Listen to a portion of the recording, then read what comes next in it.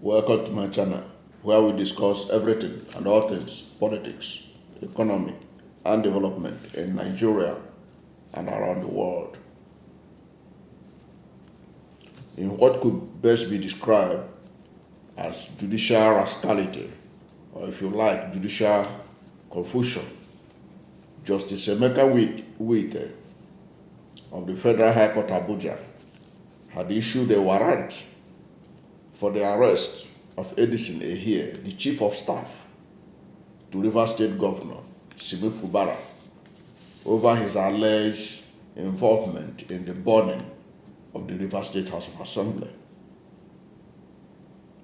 However, the Rivers State High Court, sitting in Port Harcourt, granted an ex parte order restraining the Nigeria Police Force and other security agencies from arresting, detaining, or harassing Ehie. Now, Ehie, as you may know, is the immediate past Speaker of the Rivers State House of Assembly. He was ordered to be arrested along with 5 other suspects who were based in Rivers State and were allegedly said to be parts of the people who burnt down or burnt a section of the Rivers State House of Assembly that was eventually demolished. Those ordered to be arrested, along with the former speaker, they are Jenjire Bala, Happy Benedict, Progress Joseph, Adokie Oyagri, and Chibike Peter, also known as Rambo. Justice Wike granted this order on Wednesday, January 31st, 2024, for their arrest while delivering ruling in an ex parte application brought before him by the Inspector General of Police of Nigeria. In the ex parte application argued by Deputy Commissioner of Police Simon Law, the 6 defendants were said to be at large. The DSP, who is also a senior advocate of Nigeria, submitted that the defendants were involved in conspiracy, arson, terrorism, attempted murder, and murder of a superintendent of police, SP Bako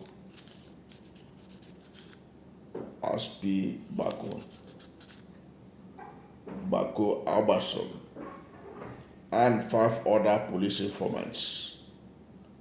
Justice Wike granted the request of the IGP, the Inspector General of Police, to declare the defendants wanted and upon their arrest and investigation, bring them before the court for trial. Now, having obtained this application from Abuja, the Rivers State Division of the Port Harcourt Division of the Rivers State High Court now came to the rescue of Ehie when it also granted the order stopping the police from arresting Ehie following a motion ex parte that he brought before the courts to stop the police from arresting him. Now, the presiding judge in Port Harcourt, Sika Aprioko, granted the order before adjourning the matter to the 6th of February 2024 for the hearing of the substantive application. What does this tell us? It's telling us that Nyesom Wike, the former governor of Rivers State, and the Minister of the Federal Capital Territory Abuja, is unrelenting in the fight to remove Fubara from office. And these are all part of the strategy. What you should not forget is that the judiciary is also being used now as a tool in this battle. You can see that the order for the arrest of Ehie came from Abuja. Okay? The order to stop the arrest of Ehie came from Port Harcourt. That is how the judiciary of Nigeria has been reduced to in Nigeria because of political interest of political leaders who are doing everything possible to turn the tide in their own favor at the expense of the people. Now you can imagine the distraction that this thing is causing to Rivers State Governor Simi Fubara. His own chief of staff is being harassed this way. It's likely to affect governance in Rivers State.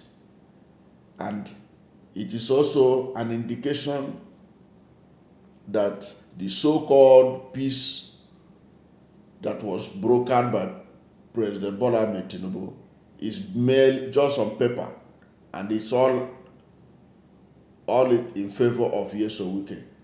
Anything that is not in his favor, they can do anything to upturn it. You would have thought that Fubara, having given so much ground to these people, Fubara has virtually agreed to everything in that 8-point agenda or 8-point resolution that was brokered by President Bola Ahmed Tinubu. Everything you can think of. The only one remaining now is probably the issue of representation of the budget, because even that you can still do it when the matter in the court is sorted out, because it wasn't Fubara that went to court. It was stakeholders of Rivers State who went to court to insist that Fubara should not allow the representation of the budget. It wasn't Fubara that you can accuse of that.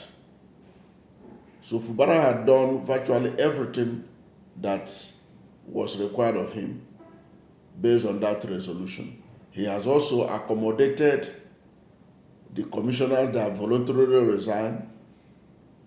He has also, from all indication, he's not going to dissolve or constitute a caretaker committee for local government. They made it clear to him that he must conduct local government election. Yet, they don't want Fubara to breathe. And it is interesting that the judiciary is also now being used to push the battle to the next level.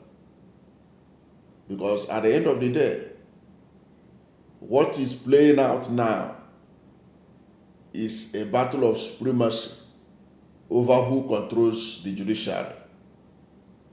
And we all know that there are certain politicians in this country that are alleged to have controlling interest in the judiciary. So they are always very comfortable to use the judiciary, knowing fully well that they will have their way. But the best thing anybody can advise the judiciary is to extricate itself from the politics of Rivers State and do justice to all based on the law of the land. Because what is playing out now is that Rivers State is not going to have rest until what Nyesom Wike wants happen in that state. And it appears that there is nothing that will please him most than to see Fubara out of office. because Fubara has kowtowed to him.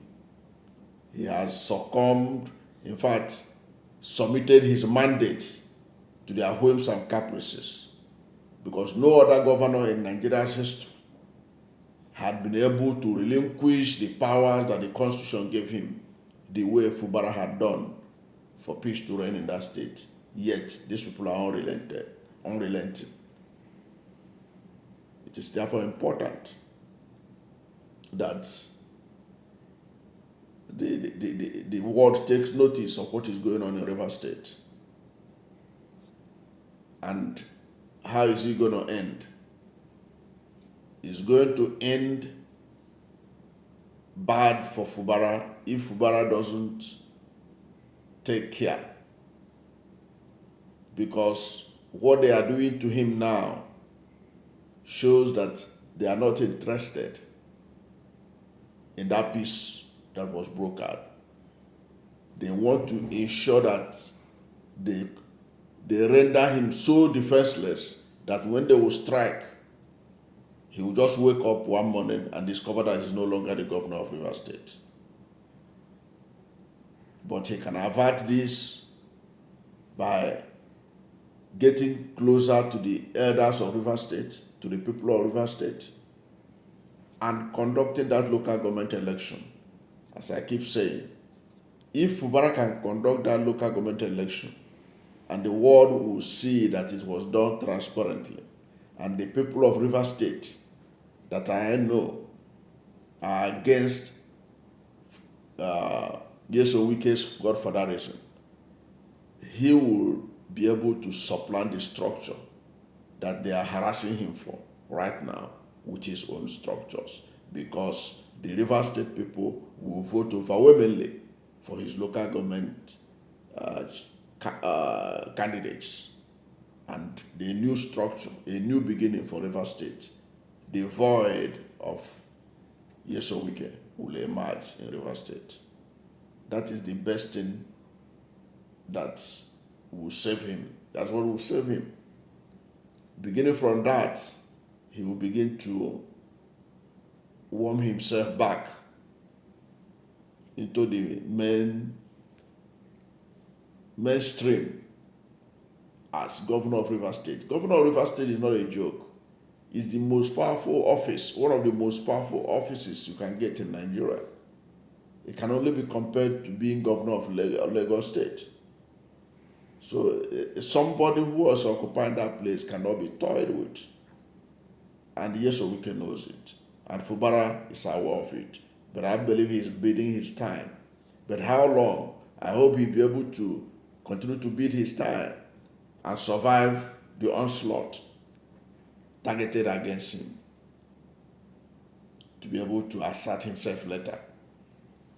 Because the way these guys are moving, he could be kicked out of office before he knows it. That is the truth. And I keep on saying it, that you can't trust even those who are supporting him right now. Some of them, all they have to do is to use EFCC and look at their records, and they will backtrack in their support. It's as simple as that. The EFCC have been part of the weapons that government in power use in dealing with politicians who try to raise their voice against misgovernance, or what is going on, or who complain about whatever is going wrong in the country. They will just flash their records before their face, and they'll begin to sing a different tune. But it's unfortunate that this is where we found ourselves. After over 2 decades of democracy, we found ourselves in a situation where a governor of a state is being incapacitated from performing his function. And he agreed to it just for peace to reign. This is what is called the peace of the graveyard. Thank you for watching this video. And if you are new to my channel, you have not yet subscribed to my channel, please subscribe to my channel. Hit the subscription button, hit the notification bell. When you subscribe to my channel and hit the notification bell, anytime I have a new video, you'll be among the first to know. God bless you. And please don't forget to like this video, because when you like it, God will rank it high and recommend it for more people. Thank you, and God bless you and yours.